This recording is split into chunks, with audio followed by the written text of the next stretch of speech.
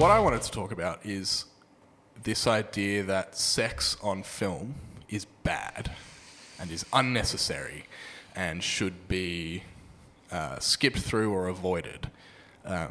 Obviously, the discussion about age appropriateness is another thing. We're not obviously, if we're not going to show raunchy MA-15 rated movies to kids, that's not what we're talking about.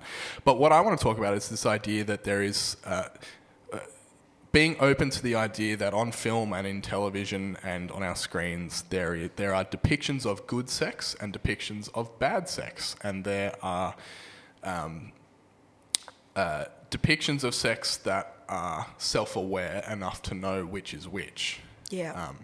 And I actually want to suggest that for me, I really, really value now, in retrospect, some of those experiences I have watching films where I can look back and go, okay, when I watched that for the first time, I knew through the film that this was bad, that this wasn't good.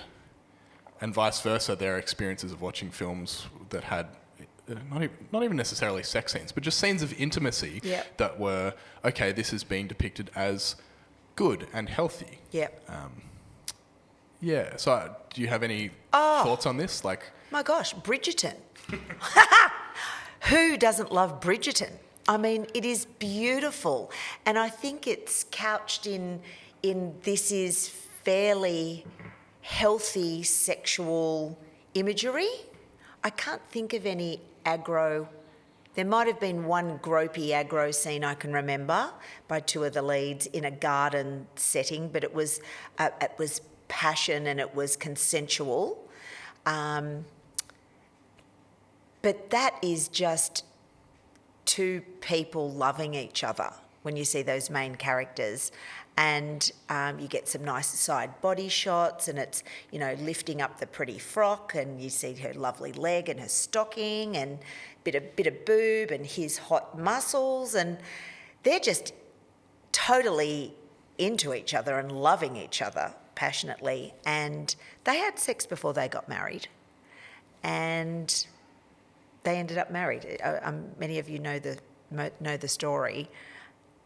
But it's really beautiful to watch because it's happy. You're watching people love each other.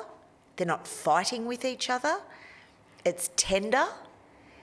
It's caring. It's nurturing. Then you see them holding each other and caressing each other. What's there not to like about that?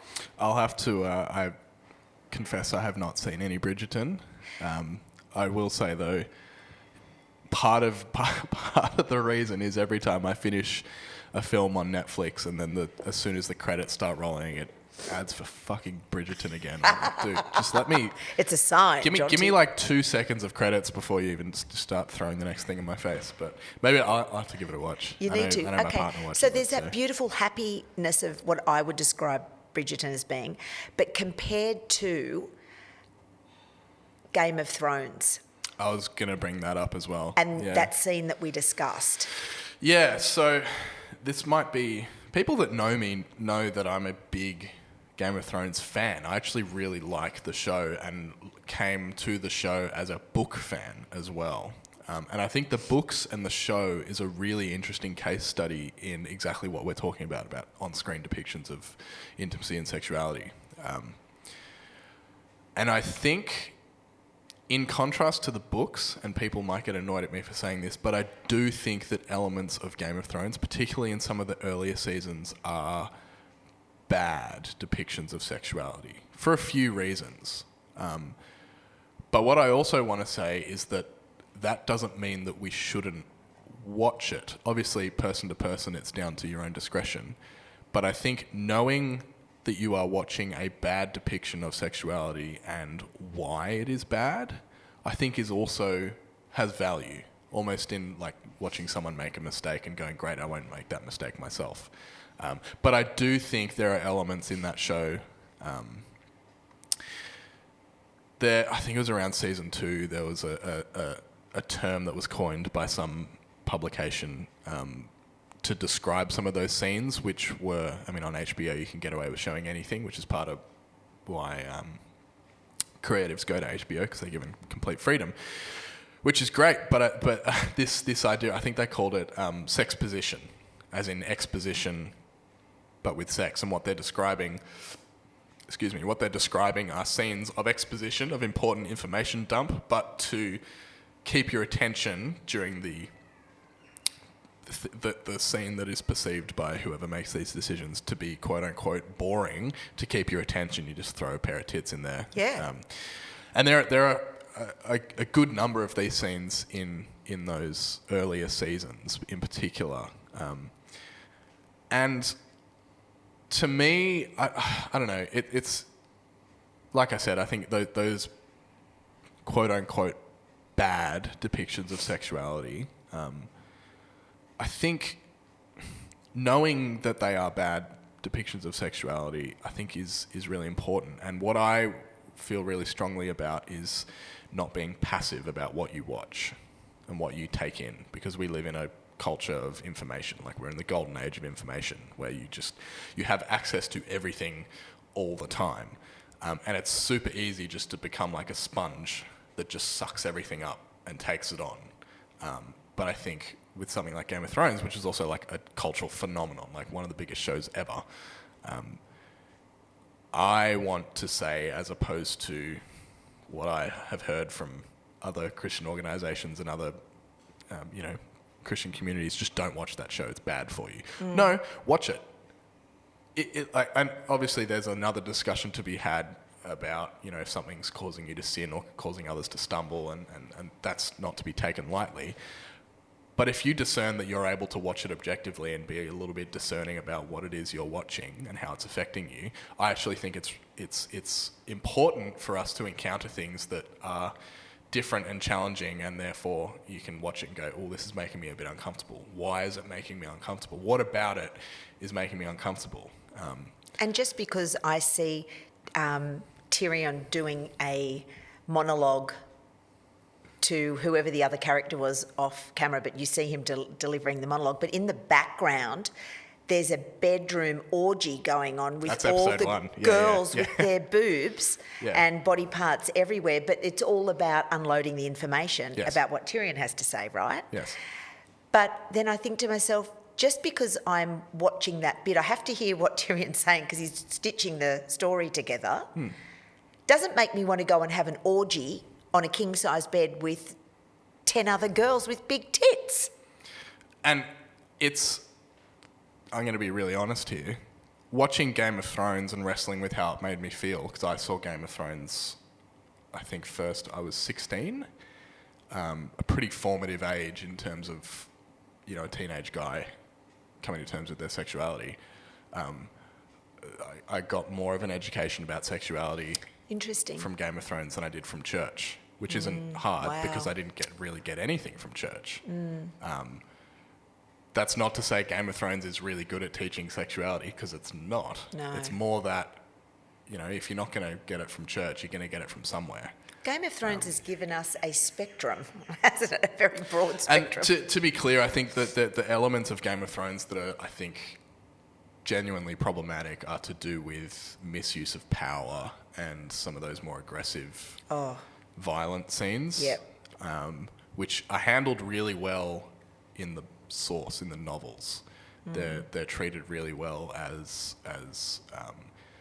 important plot elements that drive character.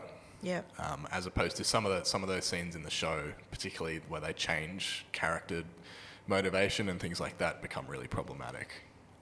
And disturbing to watch, because I think there's something deeply innate that we know that there's something wrong going on here when we see that. It's disturbing. Yeah, totally. And I think we're meant to be disturbed. Well, when it's done well, I'm trying to think of another example. Actually, I've just thought of a perfect example. There is a film that I love, have seen 4 or 5 times now. It's not an easy movie to watch. It's a French film called Irreversible. I don't know if you've heard of this film. It's pretty infamous for having a pretty extended scene in the middle of a violent sexual encounter. But it is absolutely depicted as the most horrific thing that can happen to a person, because it is. And you watch it and go, this is awful. This is awful. But the whole film is about the trauma that causes and how people do or don't deal with that. And that's a really great example of, you talk about Game of Thrones having sexually violent material in there. This is a film that has stuff in it that's worse than anything in Game of Thrones. But to me, and I think I saw it, I was in my 20s the first time I saw it, which it's going to disturb anyone. It disturbed me in my early 20s. I watch that film every year or two because to me it's a really, really visceral reminder and a really good, I hate using that word good in relation to Irreversible, but it depicts really, really viscerally something that you really do need to take seriously in a way that stays with you. I think of it as very similar to Requiem for a Dream, which is a film about drugs, and you leave that film just feeling awful, and you go, "Yep, drugs will ruin your life." Yeah, wow. It leaves you feeling a similar sort of way. So, something that you may not have heard from a Christian before necessarily, but that's a hard R-rated film that has some really tough material, but I think is worth watching more so than half the quote-unquote Christian movies that come out that are honestly awful. Yep. So I think, I don't know, I think it's a really important conversation to have, particularly, if you're listening as a parent or listening as a teenager or listening as a young adult or wherever you are in your sort of walk in life, whether or not you are engaging in faith in any meaningful way or not. That's not really part of it for us. We just want to talk about sexuality in a way that's healthy and life-giving, regardless of whether or not you follow Jesus, because it's a huge part of our lives. Without it, none of us are here, literally. So, Yep. Hey, you just watched a highlight from the Filthy Hope podcast. Click here if you want to see more highlights, or click here if you want to see the latest full-length episode. We post new episodes every Friday, and you can listen to them wherever else you listen to your podcasts. We'll see you there.